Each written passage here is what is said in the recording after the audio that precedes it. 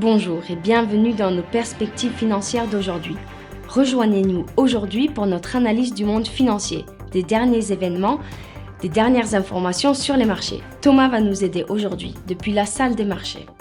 L'optimisme est à son comble dans le secteur des fonds négociés en bourse. Le premier fonds américain de Bitcoin pourrait commencer à être négocié la semaine prochaine.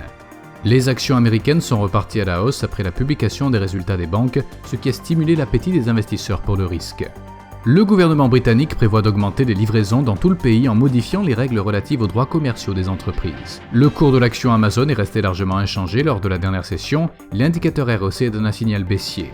La paire euro-dollar s'est échangée latéralement lors de la dernière session. Selon l'indicateur stochastique RSI, nous sommes dans un marché suracheté. La paire livre sterling-dollar s'est échangée latéralement lors de la dernière session, l'indicateur ROC indique un mouvement baissier. La paire dollar australien, dollar américain a augmenté de 0,4% lors de la dernière session.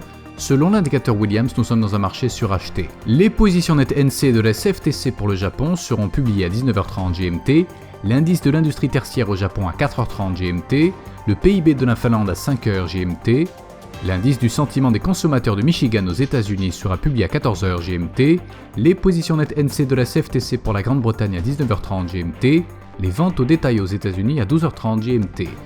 Nous espérons que vous avez apprécié nos perspectives du marché d'aujourd'hui. De la part de toute l'équipe, nous vous souhaitons une journée de trading productive. N'oubliez pas de nous rejoindre la prochaine fois pour toutes nos analyses des derniers événements et nouvelles sur les marchés financiers.